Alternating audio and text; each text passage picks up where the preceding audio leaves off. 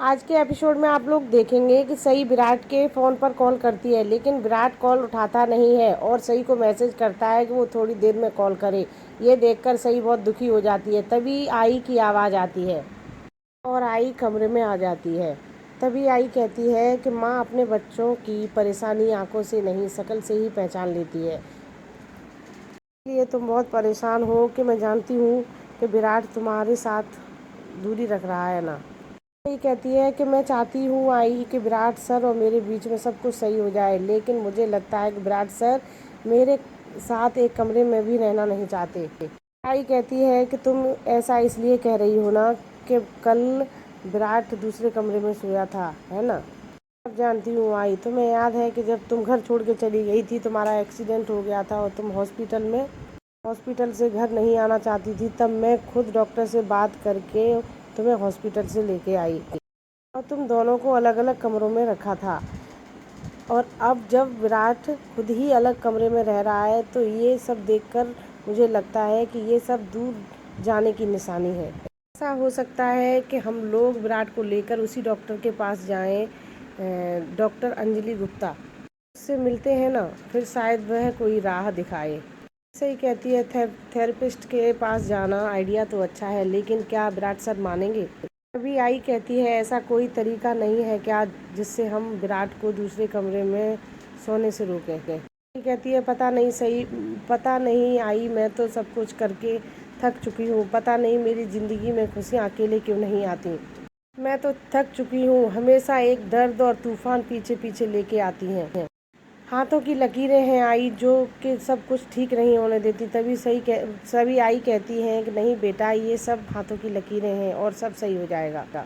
दूसरी तरफ मानसी बुआ अपने फ़ोन में अपने बेटा बहू की तस्वीर देखकर रो रही होती हैं। तभी वैशाली जी आकर कहती है, मानसी जी ये आप सूटकेस लेकर कहाँ जाने की तैयारी कर रही हैं। मानसी बुआ कहती हैं, वैशाली जी आपने मुझे बहुत संभाला, मान सम्मान दिया, लेकिन मैंने आपसे पहले ही कहा है मैं यहाँ ज़्यादा दिन नहीं रह सकती। मैंने वृद्ध आश्रम देख लिया है, आप एक टैक्सी बुक करवा दीजिए। तभी पाकी आकर कहती है, आप चौहान निवास छोड़कर यहाँ आई और आप मुझे छोड़कर यहाँ से चली जाएंगी। तभी मानसी बुआ कहती है, ऐसी बात नहीं है बेटा। तभी पाकी कहती है, माँ जी मैं आपकी बहू हूँ और आपके बेटे की विधवा भी। मैं ऐसे ही रहूँगी आपके साथ और मैं आपको कोई वृद्धाश्रम नहीं जाने दूंगी। मैं आज आपको चौहान निवास लेकर चलूँगी। अभी मन ही मन पाकी कहती है, मैं तुमसे कभी दूर नहीं जाऊंगी विराट। मैं सम्राट से शादी करके चौहान निवास आई थी, मैं तुम्हारे पास रह सकूं और मैं अब फिर से आकर चौहान निवास में ही रहूंगी। दोनों को एक दूसरे से कोई अलग नहीं कर सकता। दूसरी तरफ चौहान निवास में विराट सही से आकर कहता है, ये क्या कर रही हो। सही कहती है, हॉस्पिटल में एक औरत की डिलीवरी हुई है तो मैं सोच रही हूँ उसकी फैमिली को ये सब दे दूँ, खेलेगा इन खिलौने से।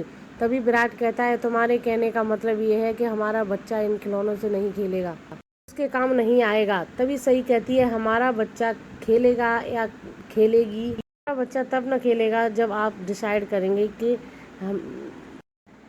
हमें बच्चा एडॉप्ट करना है या सरोगेसी। हम अपने बच्चे के सारे खिलौने नहीं लेंगे, लेकिन अभी अभी ये सारी चीज़ें यहाँ से हटानी होंगी। मैंने महसूस किया है कि ये सब चीज़ें देखकर आपको बहुत तकलीफ़ महसूस होती है। मैं आपको प्रॉब्लम में नहीं देख सकती। आप मुझसे दूर होते जा रहे हैं विराट। मैं आपसे दूर जाना नहीं चाहती। ये तो हम फिर से मिलकर डिसाइड करेंगे, बच्चा गोद लेना है या सरोगेसी करनी है, डॉक्टर के पास चलना है, लेकिन मैं हाथ पर हाथ रखकर अपने रिश्ते को टूटने नहीं दे सकती। ये सुनकर विराट सही को गले से लगा लेता है। वहीं दूसरी तरफ काकू कहती है कि बच्चा तो मैं गोद नहीं लेने दूंगी और किसी के बच्चे को मैं इस खानदान का वारिस नहीं बनने दे सकती।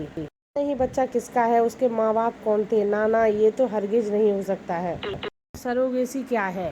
तभी सोनाली चाची कहती है, बेनी सोनोग्राफी का मतलब होता है कि बच्चा सही और विराट का ही होगा, लेकिन कोख किसी और की होगी, किसी और के। तभी काकू कहती है कि ये कैसे हो सकता है। सोनाक्षी चाची कहती है, मेडिकल साइंस बेनी, मेडिकल साइंस बेनू, मेडिकल साइंस ने बहुत तरक्की, बहुत प्रोग्रेस कर ली है आजकल ना, सब कुछ हो सकता है। बेनी मैं क्या बोल रही हूँ, प्रॉब्लम किस में है? सही में। हमारा विराट तो सही है। विराट को तो बच्चा हो सकता है ना, तो हम विराट की दूसरी शादी करा देते हैं। सही का झंझट भी मिट जाएगा बेनी। तभी अश्विनी आई सोनाली से कहती है, दिमाग तो ठिकाने पर है सोनाली, कैसी बात कर रही हो? हाँ, बात संभालने की कोशिश कर रहे हैं और तुम बिगाड़ने की कोशिश कर रही हो। सोनाली कहती है, बेनी मैं तो। तभी अश्विनी आई कहती है, एक मिनट बेनी, सिर्फ बच्चा पैदा करना ही सब कुछ नहीं होता है। सही जैसी जीवन संगिनी विराट के लिए ढूंढने से भी नहीं मिलेगी। मैं अपने बच्चे को सही से जानती हूँ कि वो सही की जगह किसी और को नहीं लेने देगा।